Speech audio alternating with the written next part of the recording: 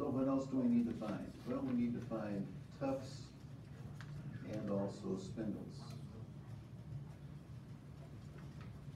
So right here, we can see more enamel rods, and right there is an enamel spindle. We'll see if we can't find a better one. And just a hint of an enamel tuft right there. So as we come up towards the cusp,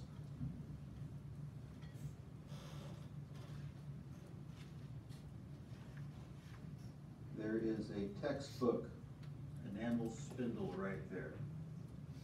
In fact, you could probably follow that all the way back to a dead trap. So there's an enamel spindle. Sometimes you'll see these kind of in register. You'll see a number of them all in a row. Other times you just may see a few. Okay, well, more lines of Retzius. And broken off enamel right there. So let's go to the next slide and see what we have on that one.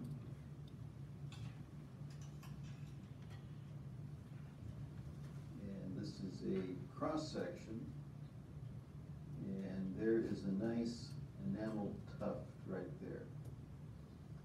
So it kind of resembles a little tuft of grass or hair. So there is an enamel tuft.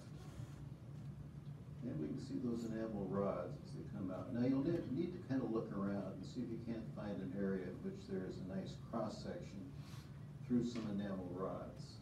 And then you can see that kind of keyhole pattern. Okay, one more tufts. Another enamel lamella right there. And right there. Okay, so we've got tufts, spindles, lamella,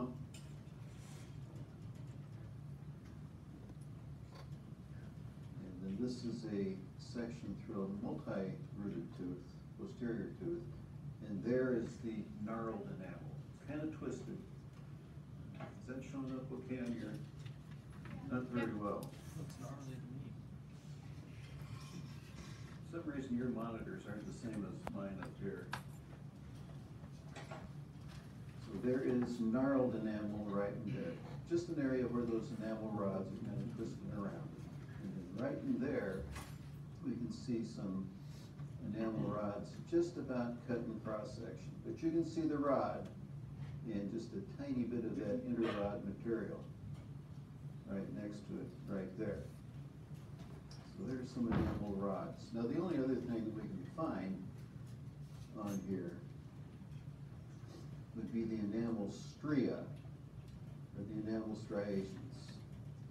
And if you close the iris diaphragm down and find an area right in there, I don't know if it's visible to you guys on the monitors, but there's kind of a very delicate cross-hatching across the enamel rods.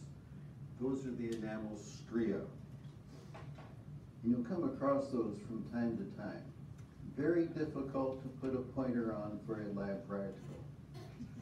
But you can always put it on the microscope and put a little drawing right next to it. And then right here, what do we have right there? Another enamel spindle.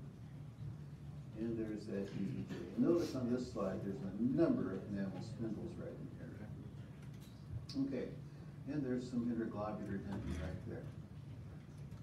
Okay, so that's for today.